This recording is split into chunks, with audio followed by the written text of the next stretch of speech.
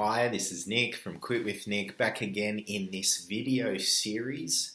10 videos, a 10-step process that will help you remain a permanent non-smoker. There's a bit of a formula to it, I believe. So this is video number 4, step 4.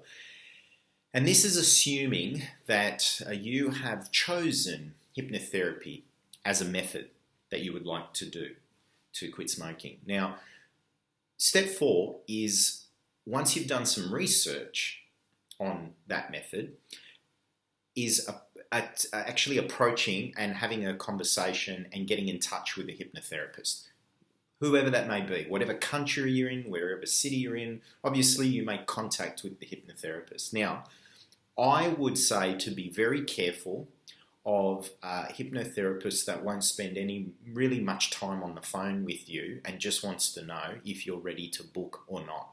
Because, I speak with hypnotherapists, I meet them, and many of them say it's a bit frustrating how they get a lot of people who are contacting them who aren't serious and only have one real question to ask: how much does it cost? And they're just comparing hypnotherapists purely based on cost alone. And, some hypnotherapists get a little, frustrated at that, and, they just say the price and then hang up. So just be mindful of someone that isn't willing to get to know you a little bit. And this is basically the point of this video. Step number 4 is to have a bit of an assessment time where the therapist should be getting to know a bit about you, your smoking past, your current smoking lifestyle and habit, and also some elements. So, some hypnotherapists will actually say, well, I'm a specialist, and specialists don't waste their time with people until they're willing to make a booking.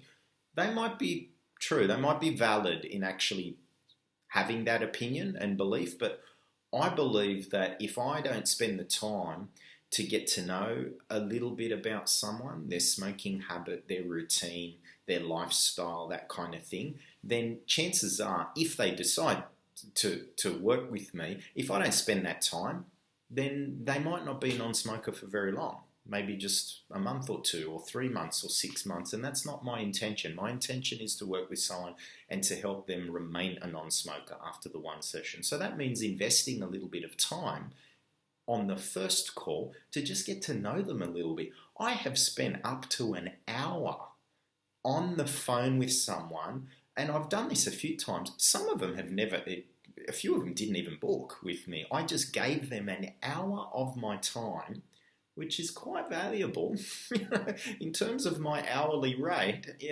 quite valuable. And people were very grateful. I helped them. And actually a few times I've followed up with them and they said, you know what, since we spoke, I haven't smoked.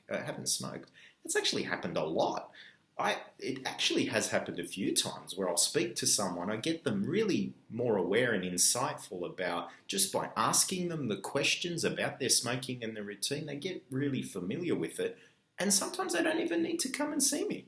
I've actually quit since we spoke. So maybe you might want to call me just to have that phone assessment. It could actually help you quit completely, But the assessment is the opportunity.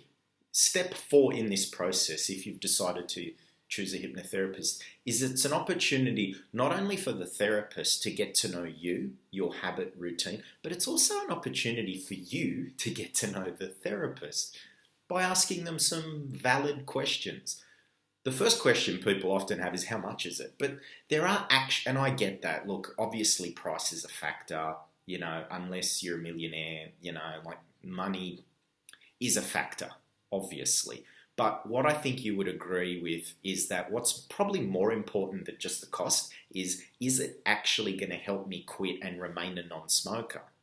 And sometimes an effective hypnotherapy process is not the cheapest.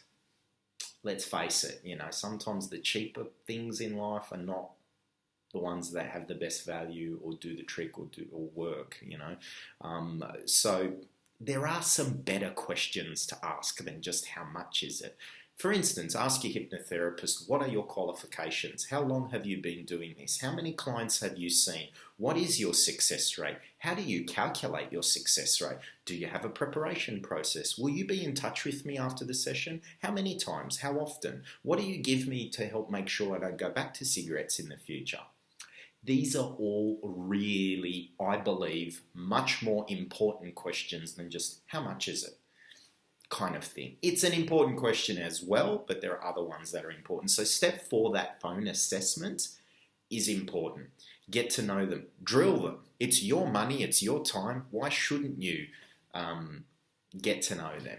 It's a bit of a different process when you go to a GP and they write you a referral script to go to a specialist. You trust your GP. You trust that they have a connection. They understand the person you're referring to. You're not going to get on the phone and ask that person, oh, so, what are your calls? You just trust your GP that they've sent you to a specialist that is worth your time. But this is a little different. You're doing this on your own. You're doing this investigation. It's important to spend the time and the effort to do the research, find the right person, look at the reviews. Very, very important.